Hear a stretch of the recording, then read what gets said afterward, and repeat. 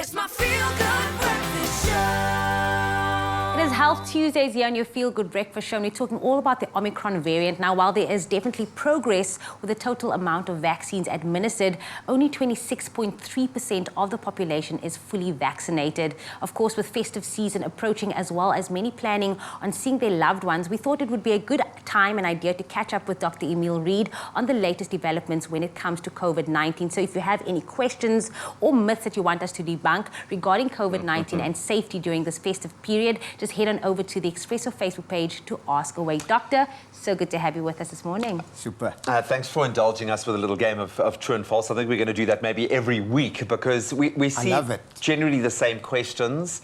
Unfortunately, yes, we know that COVID has become completely politicized. So, you know, the way that the press features it isn't necessarily being led by the medical discoveries, but rather how, you know, the political kind of knock-on effect, okay? So we get that. So we find it vital at least once a week to get in a bit of an update and a check-in, and especially with Omicron, because there's been so many conflicting news reports.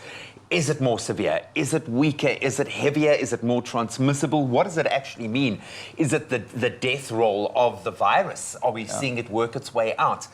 So let's start with, I think, something at the heart of all of these new variants, the fact that we are getting new variants. What is causing this virus to keep mutating?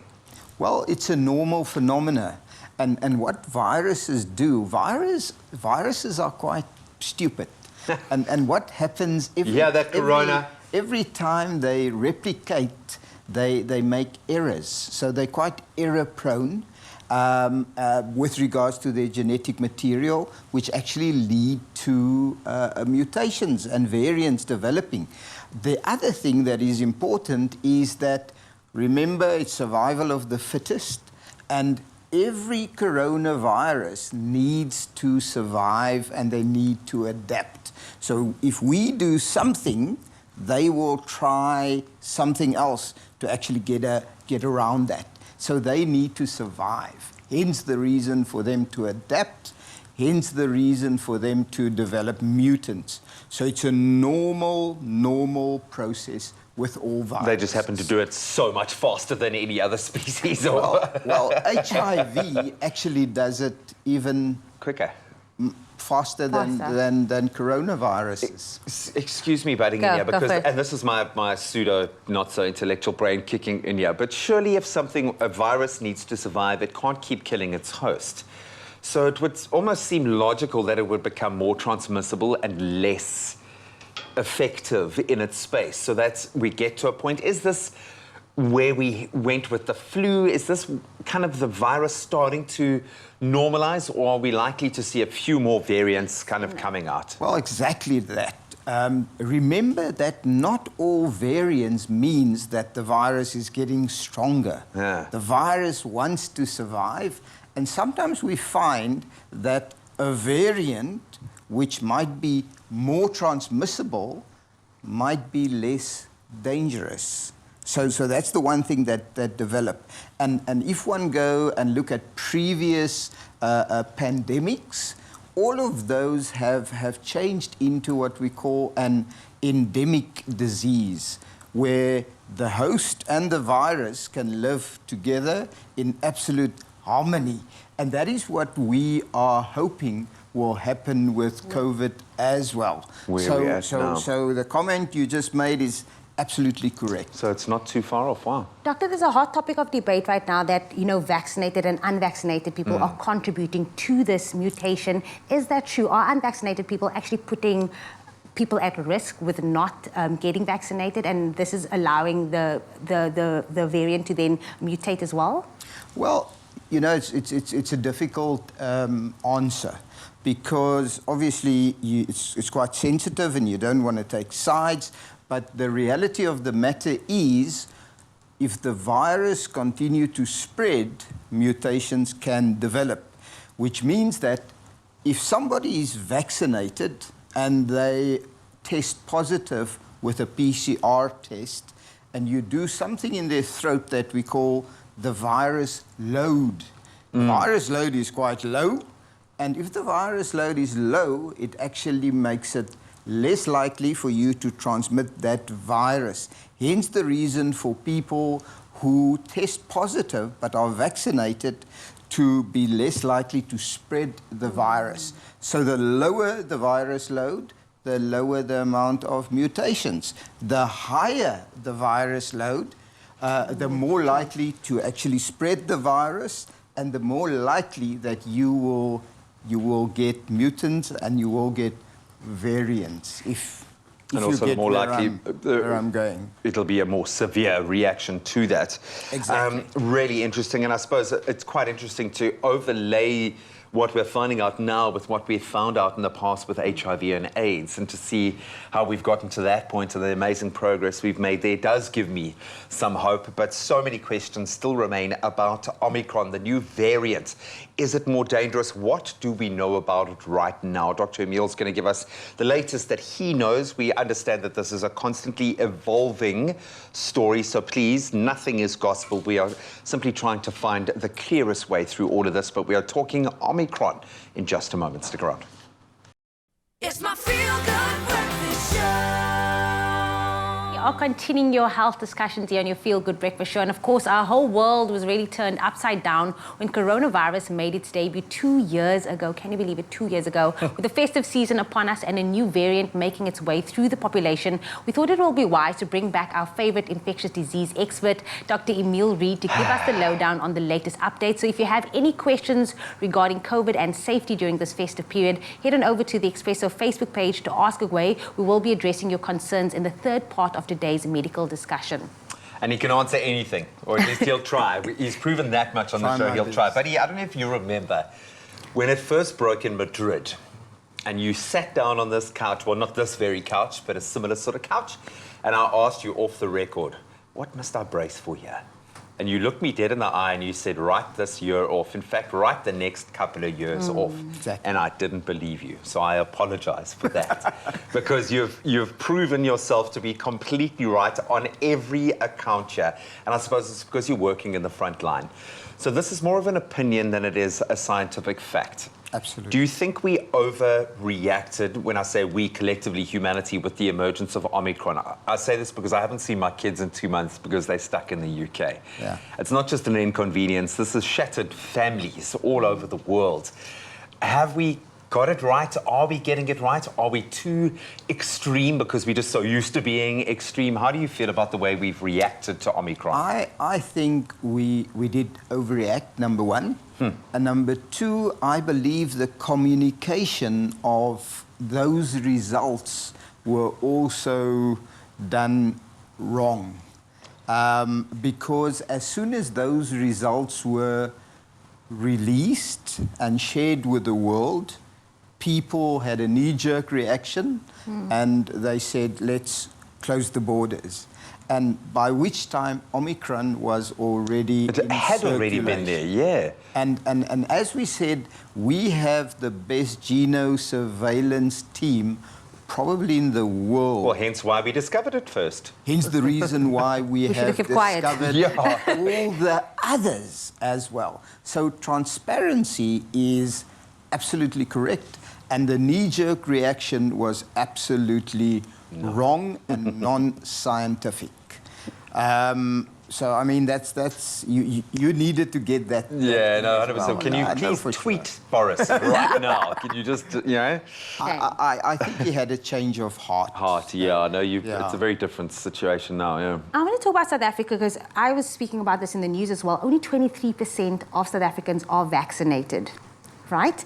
So then what is the purpose of the booster shot? Does this come into play now with only 23% of our people be vaccinated?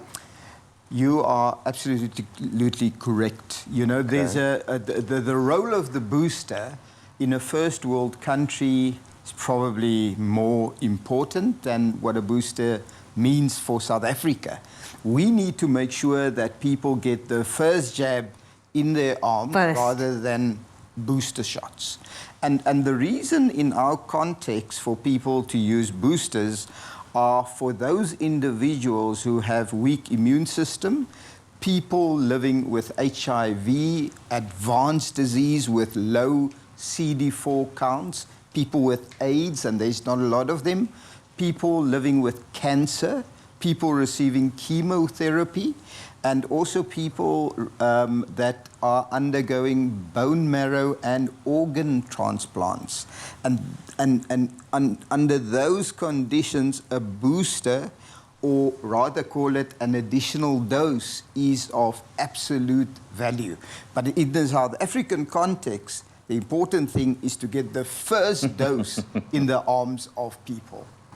Let's just bring that number up. I think it's an indictment that we are sitting so low at that point. Yeah, it's sad, actually. Yeah, and it felt like we had built some momentum, and it felt like young people especially were embracing it. And you know what worries me is certain days we are performing more COVID tests than what we actually administer vaccines. Wow. But why are we seeing a decline in this?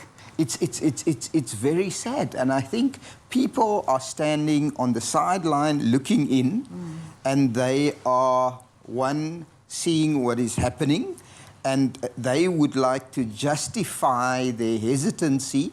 For instance, now, because we have Omicron, which is massively transmittable, but the type of disease that we see is actually not that bad, because our hospitals are by no means under pressure. Our ICUs are not filled up in the same way as it was with the third wave. So suddenly those individuals justify the choice why they are not vaccinated yet. And the big thing is, you might be lucky, but you know, the dice at one stage will fall against. You're playing Russian roulette, and that's the way that it is, man. Just get vaccinated. As much as I believe in free choice, and that we all have a right to be able to choose, in some instances we've got to put the collective ahead of ourselves, and ultimately even our own health in this sense. So please get vaccinated and wear a mask. We're going to pose some of your questions to the doctor in just a moment. It's my feel-good breakfast show. Welcome back. You're still live with Expresso. A few moments left to unpack this really interesting issue this morning. We've been spending the morning unpacking the latest developments regarding the coronavirus and Omicron with our medical expert this morning, Dr. Emile Reid. Time now to turn to our socials to find out if there are any questions from your guys' side. There's a lot that has been coming through. We've got 3 minutes. Let's do it. The first one came through from Jeanette. It says, if you had COVID and subsequently both jabs, what is your immunity percentage, and for how long is a booster necessary? Okay. That's a fantastic question. Yeah. I think, Jeanette, the one important thing is, when you had COVID, you obviously have antibodies, and that usually lasts around about 5 to 6 months. So if you get the jab, it's already like the second Pfizer injection. And when you get the second Pfizer dose, it already serves as a booster to you.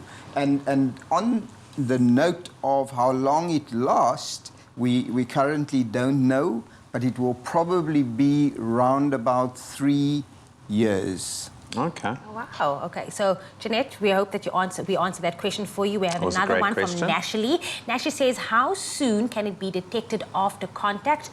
What is the best treatment if you have COVID and the vitamins and antibiotics? What should one use or do? Okay. The most important thing is prevention is better than cure. And I know people, once they get diagnosed with COVID, they actually go to the pharmacy and they get bottles of vitamins and minerals and garlic and zinc, all of that. Zinc.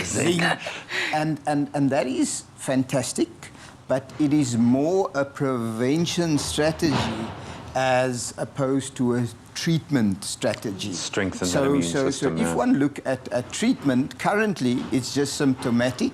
And there are certain hospitals, like the hospital that I work at, where we actually have more complicated treatment for those people that are extremely ill, including certain antivirals.